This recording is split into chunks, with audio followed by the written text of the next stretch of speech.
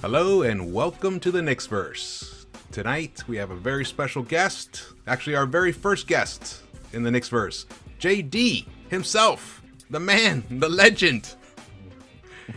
I'm so happy to have him on the show. His insight is just on point, and welcome, JD.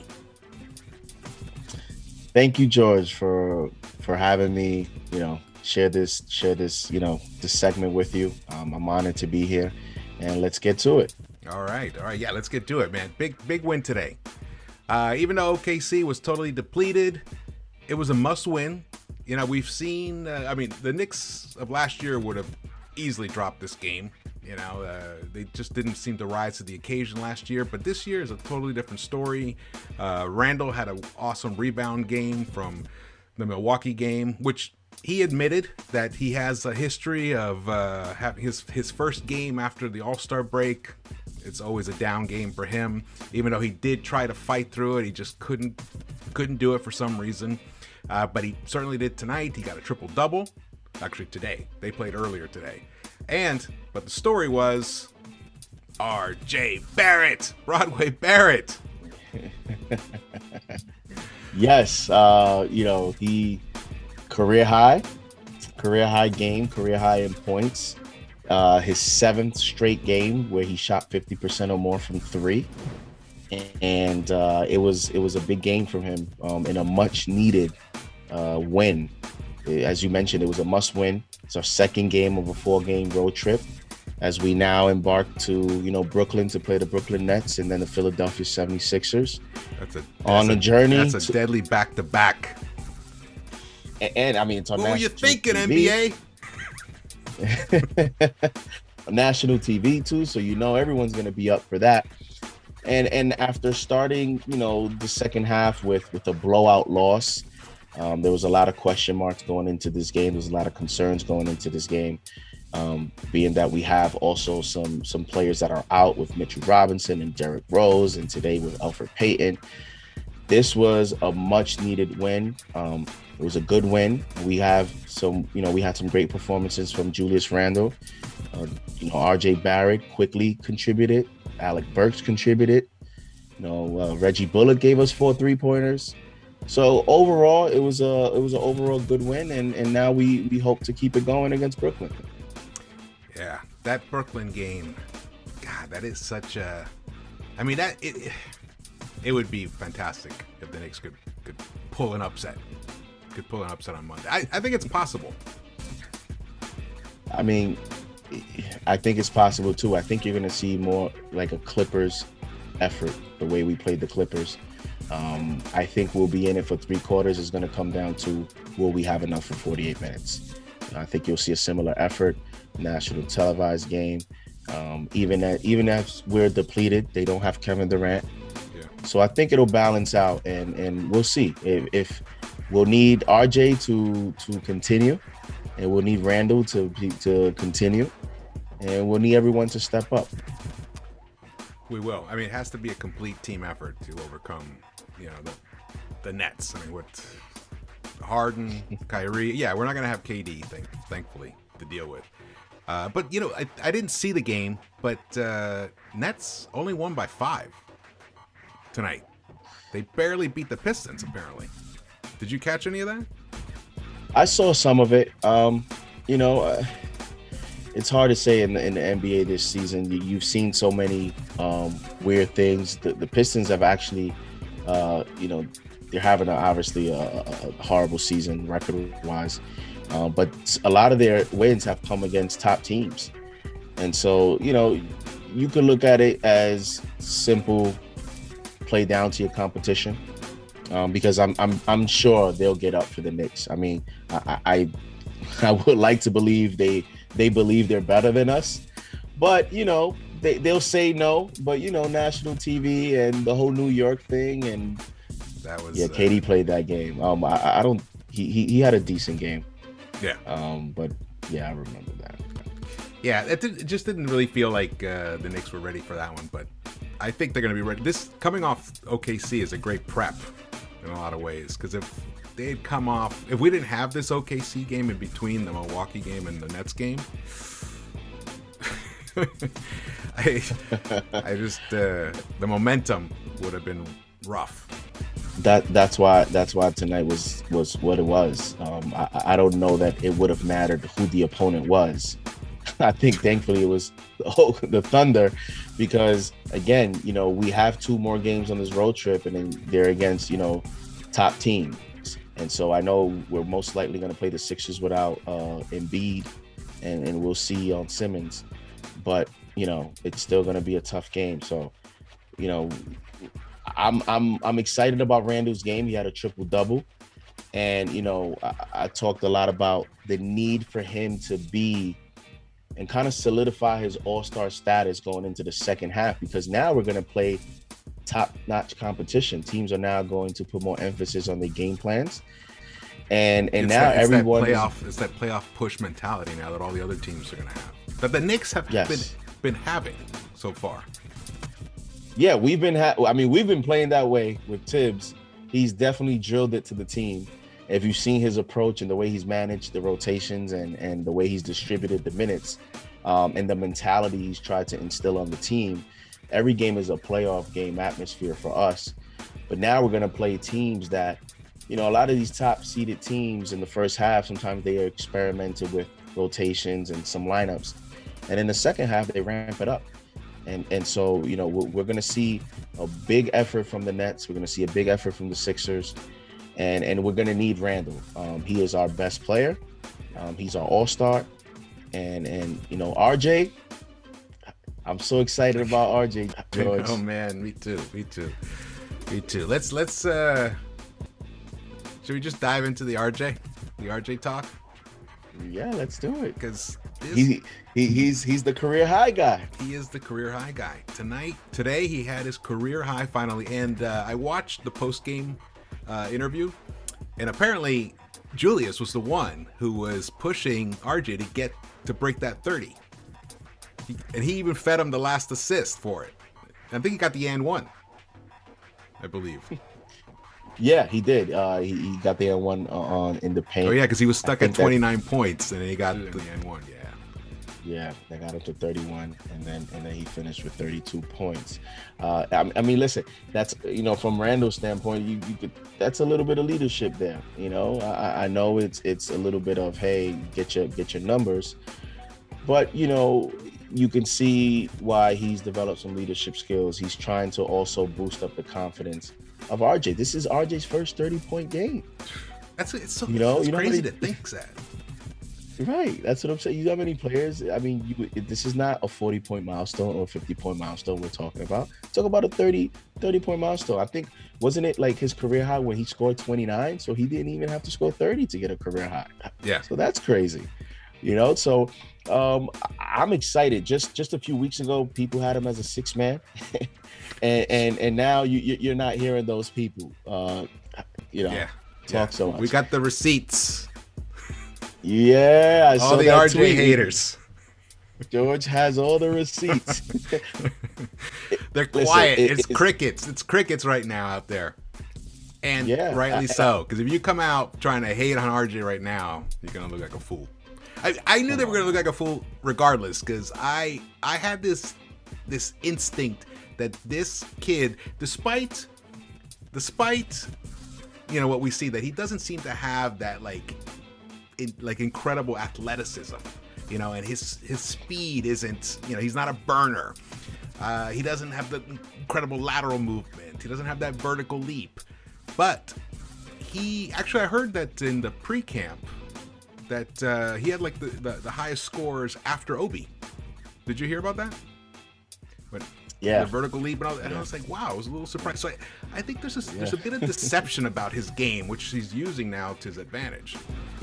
Yeah, and that is the most important development of what we're seeing is we're not seeing improved scoring numbers with inefficiency. We're seeing improved scoring numbers with efficiency, and it's important, especially for him, to become an efficient player because of those quote unquote limitations that you mentioned in terms of not having that burst, that explosion.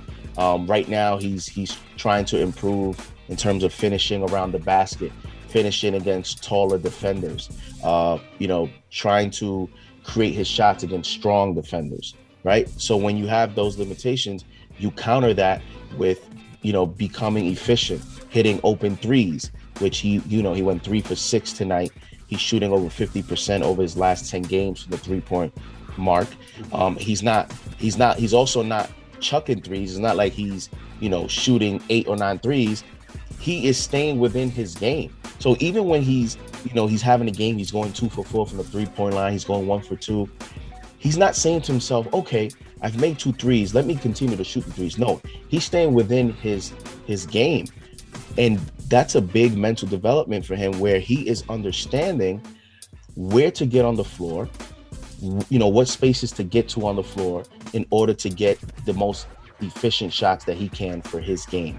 And listen, I hope we make the playoffs, but in the event that we don't, RJ's development and what's happening for a 20-year-old, I mean, this is the biggest development for the team right now. Outstanding. To me, outstanding. I don't know if you heard, but the OKC announcer, he said that RJ has the most total points scored of any player 20 or under right now.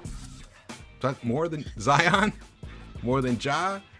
I mean, it is for a kid who was left off the all-rookie team. Translation, Knicks fans, can we please be patient? Exactly. He is 20 years old, and yet, we're talking about a player that in season 2 is, has already improved by double digits his free throw percentage. He's right at 36% from the 3-point mark. He's improved 4 or 5 points on the field goal category. So he is ascending. He's ascending. I don't know that he'll ever be, Giannis or one of those type of players. Yeah. But we're getting the best. What did you say earlier? You called if we got RJ Butler. If we get RJ Butler, I'll sign up for that right now. Yeah. In some ways, his ceiling is higher than Jimmy's, because he's already a better shooter than Jimmy was coming out of college. I mean, already. Coming out of college. I mean, you can say that, especially this season. It took Jimmy a few years before he developed that. He came in as a hard worker, a tough defender, a hustler, and so I mean, but I'm just tempering my expectations. So for me, I'm looking at Jimmy Butler, and anything above that is cherry on top. Yeah, and anything in that zone is fantastic for RJ. Absolutely. Especially considering people were asking to just trade him. They were like, he's garbage, he's trash, whatever. They were willing to trade him for anything, basically. I was like, what are you guys talking about? His free throw improvement towards the latter half of last season was the early indicator. And then he had a nice little stretch towards the end, and then the season ended, and that 9-month layoff, that must have driven these guys nuts. Exactly. And I think that 9-month layoff is an important quick point that I would like to touch on. And the reason is, a lot of people would say, well, 9 months off, maybe he should already be a star, right? And it's because people think 9 months, you have all this time, you played on, to work on your game, so many shots you must have gotten off. You have all this time. How can you not be a better player in 9 months, right? Well, the flip side to that is you need game experience. In order for you to improve and develop your game, you need game experience. You need to find out if your off-season regimen was even successful. How can you find that out until you get game experience? You need to know if the trainer that you hired is the right trainer. We've seen players change agents, players change trainers, players make these adjustments, based on the results. And so you don't know if the trainer you have is the best trainer for you. You don't know if the offseason game plan is the best for you. So the fact that we're playing games is what RJ needs. RJ just needs game experience. Today was his 95th overall game. A lot of people forget that. Yeah. He still is. He's technically starting his second season. He's still in diapers, pretty much. So when you look at that and you look at his statistical improvements, you can make a case he's ahead of schedule. He's 20. Yeah. I think. The expectations were so high because originally he was the number one recruit. He was actually ranked higher than Zion when they came out, when they went to Duke. You know what it was, George? It was lottery night. It was the Zion draft. All Knicks fans programmed themselves for Zion Williamson. And once we jumped up, commercial came. We thought we were going to get the number one pick. Oh, Lakers got the number 4. Lakers got the number 4 pick. And with the 3rd pick in the draft, the New York Knicks. And I think it was just a lot of emotion that was attached to it because our expectations was Zion or maybe even John Morant or bust. And we ended up with the 3rd pick. And so he came with a lot of those expectations, those emotional expectations from the fans as well. And I think that's what's also kind of led to a little bit of, impatience and a little bit of frustration with when he's had rough stretches. And to be honest, he wasn't that efficient last season. He really wasn't. Yeah. He had a rough going, but you could see, glimpses that this kid's got something. But I watched a lot of RJ. I basically watched almost every single minute he played at Duke. And he was the leader of that team, despite Zion. Even though I love Zion, I was praying for the number 1 draft pick. I totally wanted Zion because, come on. If you love basketball, you watch basketball, you knew what Zion was going to be, and he's doing it this season. He is just killing it. And there's his former roommate, his former dorm mate is now beginning to kill it as well. RJ has that total killer mentality that you need to have, especially for New York. Especially. What's funny? What's funny about that, George? He's killing it, right? John Morant, to be fair, he missed a lot of games, but when you look at those rosters, you can make a case those rosters have more talent than the Knicks, from top to bottom. And yet the Grizzlies Knicks have the best. Oh yeah, the Grizzlies, they have the talent. And even the Pelicans with Brandon Ingram and Lonzo Ball, they have more talent than the Knicks. And yet RJ is in a better winning situation than the Pelicans. Albeit, that's the Western Conference, but the Pelicans don't have a winning record. Listen, I'm excited about RJ's mini leap that he's taken in these last 10 games. It's kind of been like a little mini leap. We need it to continue, though. I'll tell you that. We definitely need it to continue because we have a tough stretch here in the second half. Well, I'll tell you, that's one. RJ's got his mind set on being consistent. That was the one thing that he stressed in his post game, which is I just need to be more consistent. And that he's delivering on that. And I think that's part of his like what you were talking about before, where he's not chucking. Yeah, he hits 2 3-pointers. He doesn't if he's open again, he doesn't go for the 3rd one. He'll look for the better opportunity or try to set somebody up. He cut to the basket one time and he found Julius for a 3. That type of mentality is a total winner's mentality. And he did some of that at Duke. He just didn't have guys on the other end.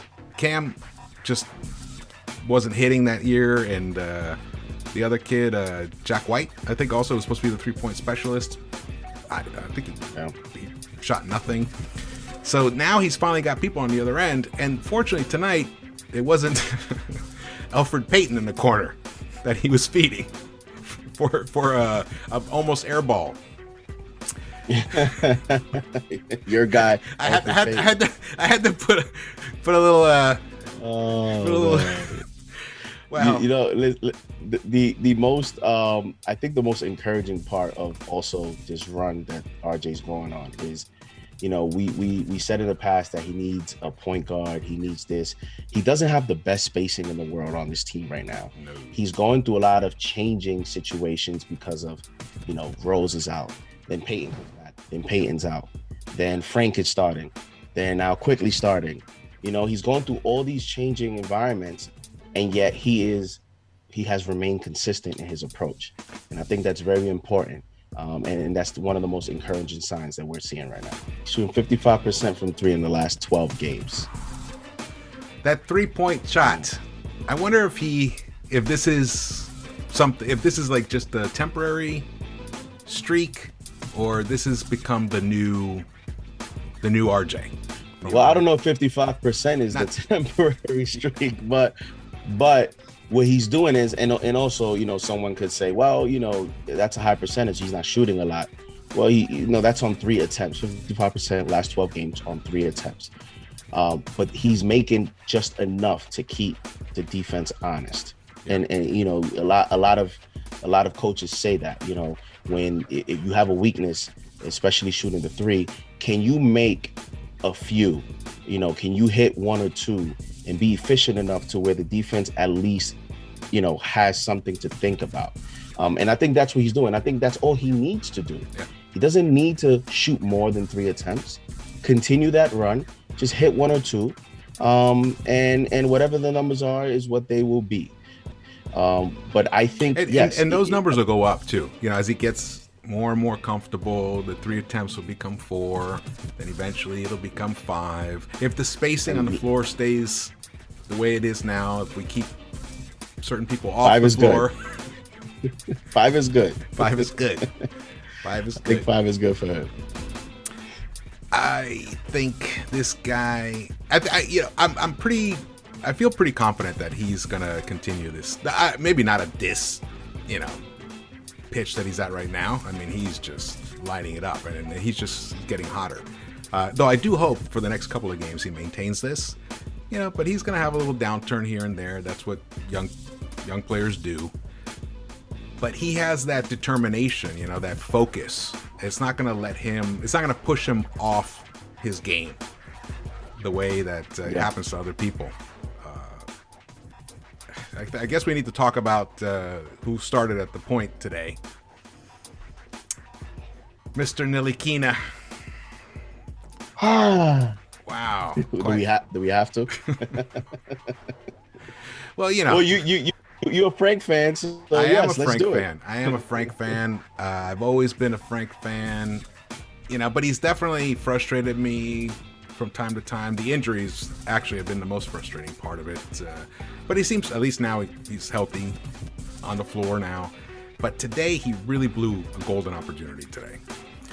You know, he came out, he just got two dumb fouls, didn't score any points, and he was pulled after 5 minutes. That was it. Yeah. You know, you got your call, and you came up with a goose egg. He was the only minus player in the game. He has 7 minutes, and he was a -7. And so, you know, I just don't see a role for him. You know, I had some hope because he came in, he was shooting well. He even shot a step back 3 that had us all jumping off our seats. Dude, that was gorgeous. That was beautiful. I was like, ooh, what is Frank? What have you been working on? Yeah. Look at that. You know, I thought he was, you know, he activated some aggression meter inside of him or something that, okay, we're going to see a different Frank. And I think part of it is in Tibbs' system, for what Tibbs is looking for, he's not it. And it's kind of surprising too, to some extent, because Frank's calling card is what Tibbs likes, and that's defense. But I just think there's a disconnect here because Tibbs is going to favor Reggie Bullock at the forward position. And it looks like that's Frank's best position on this team, is to play that forward, that wing. He's a wing. That's what we've discovered this season, that he's actually a wing. And if you don't depend on him as a playmaker, he could be a very productive contributing player, especially because of his defense. Yeah. And you saw it in San Antonio where he started at point guard and he shot the ball well, but the offense was out of sync, right? And we saw what transpired in that game. And then in OKC, he started to see those signs. We were down 7, then we were down 10, and he immediately pulled the plug because he started to see some of those same results where, he's coming, he's bringing the ball up, he passes it to Randall, and then he just coasts to the sideline. There's no aggression, there's no playmaking, and the team around him, they didn't look comfortable. If you look at some of the shots we were taking when Frank was there, they were tough shots. There was no easy looks, and that was more because we had to ask Randall to do more while he's on the floor, and so. Maybe he becomes a specialist, kind of like a playoff type of thing where you use him for certain matchups. We got the Nets coming. He may start if Peyton is not back. He may start for the simple fact that you need to have some defense on Kyrie Irving. You think he maybe might start? That's why. If Peyton's not back, he might just he might. So if Peyton's not back and Rose is still not back, which we have heard zero about whether Rose even tested positive or we don't know anything. It's just this weird non-information. It's just he's not. I don't want to say he has COVID. I don't want to say something that you know what I mean. Yeah, I don't know. That. But when they don't when they don't come out and tell you, he had another inconclusive test or he had a negative test, but we have to wait X amount of days. When they tell you nothing, it just opens it up for speculation.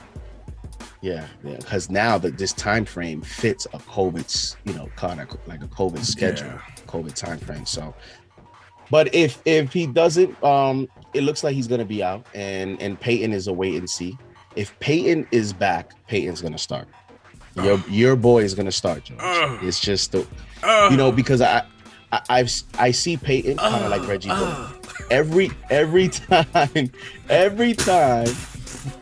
Reggie Bullock had a rough game or, he was hurt or whatever the case may be, Tibbs puts him right there. And I think Peyton's going to have that same role for the rest of the season. Peyton is going to be right there. That job is his to lose unless we make a move at the deadline. If he doesn't play, I think Frank starts again with a very short leash just because of the matchup.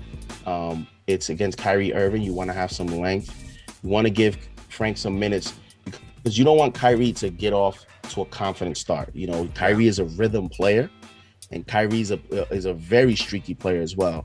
And a lot of the games that I've watched with the Nets is when Kyrie starts off hot, he's gonna stay there throughout the game. That's true. And so you may want to, just put Frank on him to see how the game starts. And then, if and we don't want Quickly to be chasing Kyrie around in the first quarter. That'll just burn that kid out and demoralize him, especially if Kyrie starts going off. Barbecue chicken for Kyrie. Oh yeah. Oh man, get the extra sauce. And not even so much even that to a certain extent. It's also you also don't want Quickly to get in quick foul trouble. Being that you have so many injuries, you need his scoring on the floor against the Nets because, we may show up defensively to a certain extent, but I don't know if we're going to be able to play great defense for 48 minutes against a high-powered offense. We're going to need some offense. So you have to also be careful with starting quickly. Whatever the Pistons did tonight on defense, the Knicks should replicate. They held the Nets to 100 points, and do you know how many 3-pointers Kyrie and Harden had tonight? How many? 0. 0? They each shot 6 times. 0 for 6. Yeah. 0 for 12. And they still won this game. That's how bad Detroit is. But if the Nets think they can, give that kind of effort on Monday against the Knicks and win, they got another thing coming. So the Net, this is the thing. You were saying, yeah, I know we got a tough schedule, and we do. We absolutely do. It's, I think, the 4th most difficult schedule, maybe even the 3rd. I'm not sure, but something like that. But you know what? Teams got to play us, and we play hard-nosed defense. So those are not the kind of teams that you look forward to playing. Yeah. We used to be the easy, the easy team. Oh yeah, well, we're gonna get this game easily. We don't have to worry about it. Not anymore. They have to prep. They have to get ready. They have to really bring their A game to beat us. Yeah, and these next two games, I think will be telling. If we can get one of those two, go 2-2 on this road trip, that's that's the advantage of when you're over 500. We had a stinker against the Bucks. The world was on fire. Now we win, and we're back over 500. Tell me you didn't know it in your bones before the first tip that we were going to lose that game. Oh yeah, I just knew it. I just knew we were going to lose that game. It was just absolutely. They were in Milwaukee, and you could just see in the pregame interviews or whatever the angle that they had on Thibs, and he was smiling too much. I just didn't feel like they were going to be ready. No, the Bucks had won 6 of the last 7 games at home, and they were a red hot team. You coupled that, with the fact that, listen, good teams, when they get smoked, how we smoked them the first time, they remember that. Yeah, they wanted revenge. So that is, they can say all the cliches they want on their interviews, but they remember that. And so I knew it was going to be a tough go, especially after, they announced before the game that Rose was out. Rose is a very important piece to this team. The Knicks are 7-3 with Derrick Rose. So yeah, we need him back. We need him back, George. And we're 4-0 without Elfrid Payton.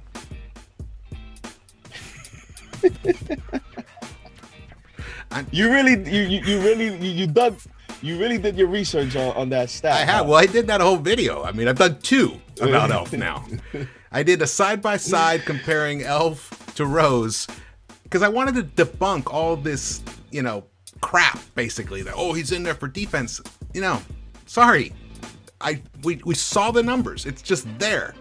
Actually, the Knicks were better defensively without Payton on the floor.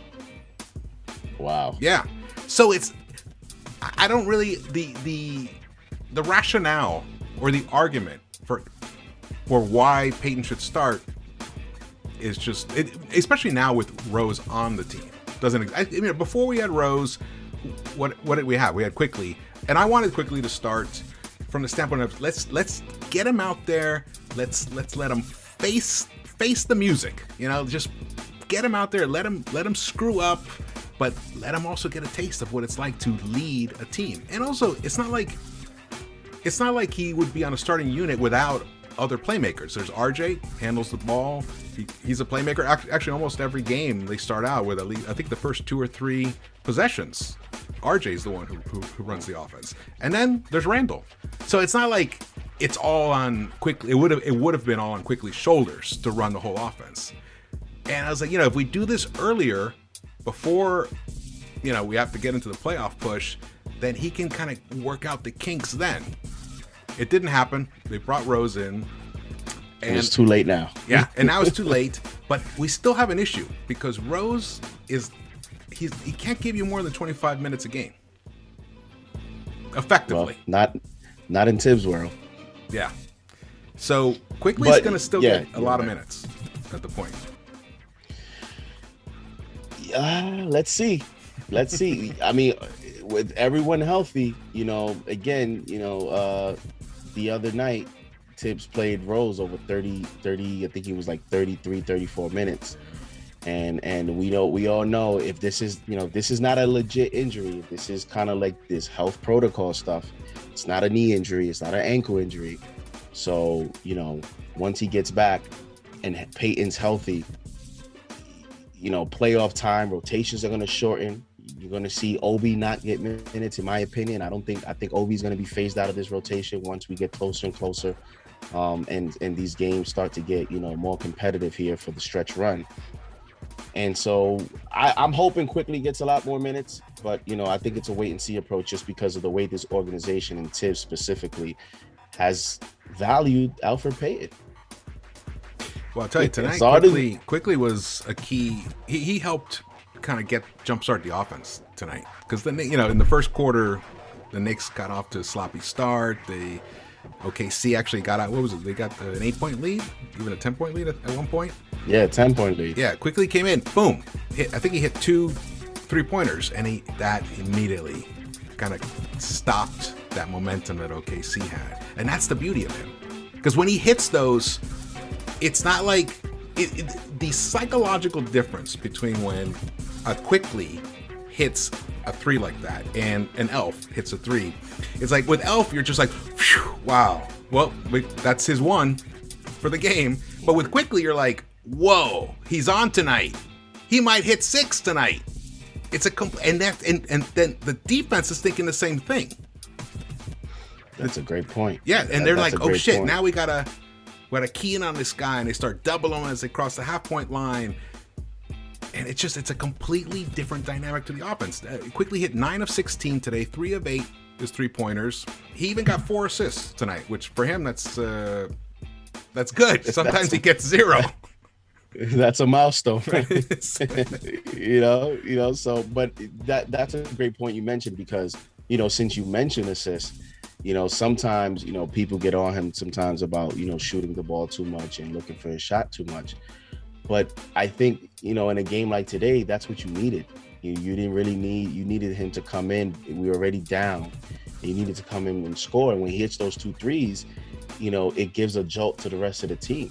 Because sometimes you need him to come in and just give you that spark plug, scoring. And other times you do need him to come in and kind of, ease into the game. Over the last 12 games, he's shooting 42% from 3. And the whole team is shooting really well from 3 lately. We just don't take enough threes, which is crazy when you think about it. Like we're near the bottom or second to last in 3-point attempts, but we're in the top 10, top 12 range in 3-point percentage as a team, which is the coach was asked about that, and he said they're going to try to up the frequency of the 3-pointers when it's right, without forcing it. They're just going to try and increase that frequency, which you can when you've got guys like Quickly on the court. Yeah, and I think also you need another shooter. You need to improve the roster a little bit more. Well, that's going to be our next video. JD is going to join me. We're going to do a trade targets rundown video. We're going to shoot this tomorrow. It's going to be fascinating. We're going to go through all the players that we think make sense, or even ones that no one's even talked about. We're going to throw these out there. See if something will stick. Don't want to miss it. Yeah. All right, well, this has been great. Is there anything else that we should touch on tonight? I think we've touched on everything that we've kind of poked every single aspect of the current Knicks right now, which is awesome. Yeah, so listen, George, thank you for having me. It's been a blast, man. I had a lot of fun. Man, it's been awesome. I've been craving to have a guest like you on the show. I mean, I haven't had any guests. It's just been me talking, blabbering for a couple months now. Well, actually, just about a month. I only started this about a month ago, and I saw you on Nothing But Knicks. And I was like, God, that guy, he's sharp. I just love his insight, and started chatting on that, and it happened. And on Sports 5 TV, awesome with Keith. Love that stuff. Yep. And thank you for reaching out, and here we are, and won't be the last video either. So that's right. Gonna do our trade video. We're gonna hop on it tomorrow. Yeah. Hopefully, we'll have it out at least by Monday. If not, maybe even tomorrow. We'll see. Yeah. All right, man. Well, if you want to tell people where they can find you. Twitter, at JD Sports, Sports Market. It's pretty simple, straight to the point. JD Sports Market on Twitter. You can reach out there. And I'm on Nothing But Knicks. I'm on Sports Vibes TV. And I'm on Knicks-Verse. So on Knicks-Verse. All right. Well, thank you guys for stopping by and listening to us. If you haven't subscribed yet, please hit the subscribe button and smash that thumbs up for us. And see you around the Knicks-Verse.